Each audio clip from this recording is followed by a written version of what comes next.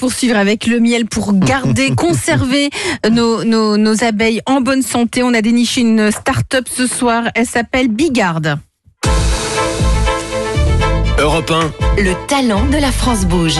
C'est vous, Christian Lubin, vous êtes le cofondateur et le patron de Bigard, B-E-E-G-U-A-R-D.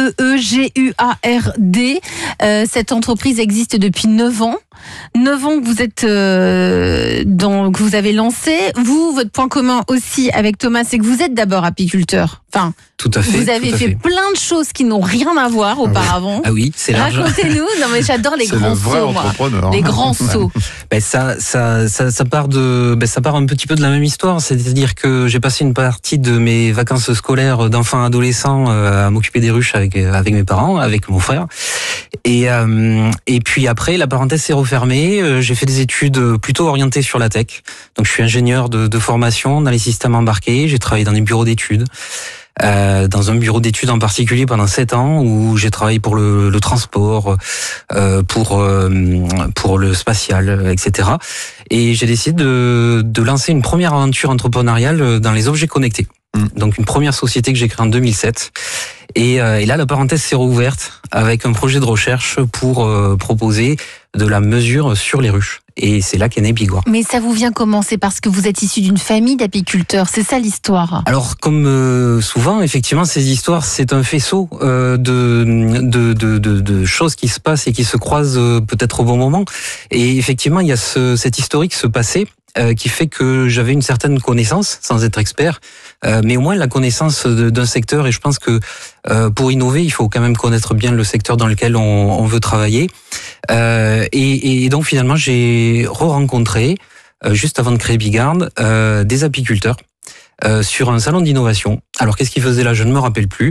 Mais bref, on est resté 3/4 d'heure à discuter et ils m'ont fait part on va dire des nouveautés, voilà, de l'apiculture et puis tout le stress qu'ils vivaient avec des problématiques de production, des problématiques sanitaires qui avaient effectivement dépassé ce que je connaissais dans le passé. Donc vous avez écouté leurs besoins. Vous avez vu qu'il y avait plein de choses à résoudre. Vous, votre aspect, votre profil d'ingénieur a fait tilt dans votre esprit. Vous vous êtes dit, je vais développer des nouveaux outils technologiques pour que ça puisse avoir un impact sur ces ruches. Vous allez nous en parler maintenant. C'est quoi cet outil technologique? Ça s'appelle donc Bigard. On vous écoute et ensuite on va analyser et vous conseiller avec Philippe Sauce. Vous êtes prêts, Christian? Oui, tout à fait. Eh bien, c'est à vous. Okay. Avec 30% de mortalité annuelle sur les colonies d'abeilles, les abeilles sont en stress et ça, c'est une réalité.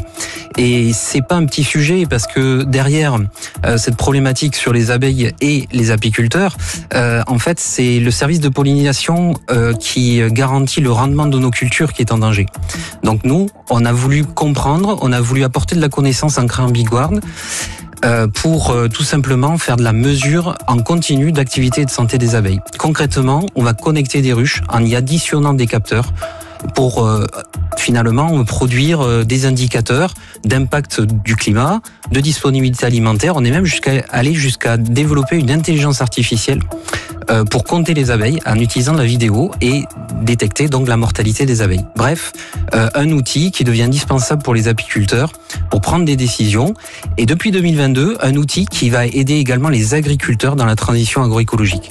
Bref, les abeilles produisent des données. Génial, bravo Christian Lubin, président de Bigard. Moi, je suis très conquise. Je vois vraiment l'efficacité de cette solution. Vous avez répondu finalement aux besoins des apiculteurs avec qui vous avez pu échanger lors de ce fameux salon. Oui, et puis après, c'est vrai que je suis rentré dans la filière. J'ai fait tout un tas de réunions avec les syndicats locaux, nationaux, et puis avec les apiculteurs. Vous comprenez ce qu'ils disent parce que vous êtes apiculteur, c'est ça en fait. C'est ça, c'est la base d'une innovation. La réussite d'une innovation, c'est de comprendre le besoin. Après, effectivement, est-ce qu'on est capable d'apporter la solution technique au bon niveau? Ça, c'est de l'ingénierie, c'est de la technologie, c'est de la maturité. Mais la base, c'est de comprendre le besoin et de tenter d'y répondre. Et c'est important de savoir mesurer, d'être capable de mesurer le nombre d'abeilles qui entrent et qui sortent de la ruche à tout instant. C'est important comme donnée. Alors ça, c'est fondamental. Mais ça, si on veut avoir, tout simplement, ce qu'il faut comprendre, c'est que les abeilles, on parle de pollinisation, mais en fait, elles vont chercher de la nourriture dans le rayon d'action dont on parlait tout à l'heure, et on cherchait de l'eau, du nectar, du pollen, c'est tout. C'est pour nourrir la colonie. Donc au passage, en fait, elles font des prélèvements dans l'environnement. Donc on peut dire qu'une ruche, c'est de l'ordre de 150 000 prélèvements qui sont faits par jour et qu'elles ramènent à la ruche. Ces prélèvements vont potentiellement les impacter, et si cet impact va jusqu'à une augmentation de la mortalité, il faut savoir que les abeilles, tout simplement, ne vont pas rentrer à la ruche. Parce que les abeilles ne meurent pas à l'intérieur, il n'y a pas un cimetière géant à l'intérieur des ruches, elles restent à l'extérieur. Et donc en les comptant, à la fin de la journée, on peut connaître le suivi tous les jours de la mortalité d'une colonie et savoir si c'est une mortalité naturelle. Tous les jours, des abeilles meurent. Ou s'il y a des pesticides qui se baladent ou d'autres choses. Hein, c'est ça, Thomas de Combard, patron d'Apidis. Oui. Donc c'est majeur de savoir combien entrent et combien sortent. Et il y a un autre dispositif qui est très important dans le système de Bigard, c'est d'avoir la donnée du poids de la ruche. Parce que comme on fait chez Apidis, cette apiculture pastorale, on déplace nos ruches depuis le nord des Vosges jusque dans les Baux-de-Provence. Et vous imaginez bien qu'on n'est pas derrière chaque ruche chaque matin à savoir si elle est complète. Pour avoir des variétés de miel différents. Ça, c'est pour avoir les variétés de miel différentes. La transhumance des abeilles. Et donc, ce système de balance nous permet de savoir quand la ruche est pleine et quand on peut venir sur place pour récolter le miel. Parce qu'on ne peut pas faire des allers-retours sans arrêt dans chaque rucher comme s'ils étaient à proximité de notre miellerie à Dijon.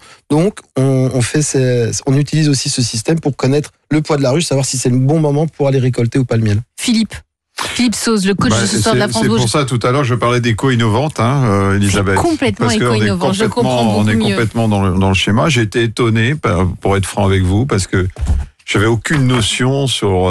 je connais un peu le système abeille, etc. Mais alors là, vraiment mettre de la connexion, de la technologie sur des ruches, j'ai trouvé ça absolument fantastique. Donc quand j'ai plongé effectivement dans le dossier, je me suis aperçu qu'il y a 16 000 passages d'abeilles par heure. C'est une moyenne, c'est ça ? Ça dépend de l'heure de la journée, bien entendu. Mais en pic, oui, bien sûr. En pic, c'est 16 000. C'est assez impressionnant. Donc, j'ai trouvé en force la technologie avancée, évidemment, la biosurveillance continue de l'environnement. Parce que je pense que ça, c'est quelque chose aussi qui vous permet à vous tous autour de la table d'être aidés là-dedans.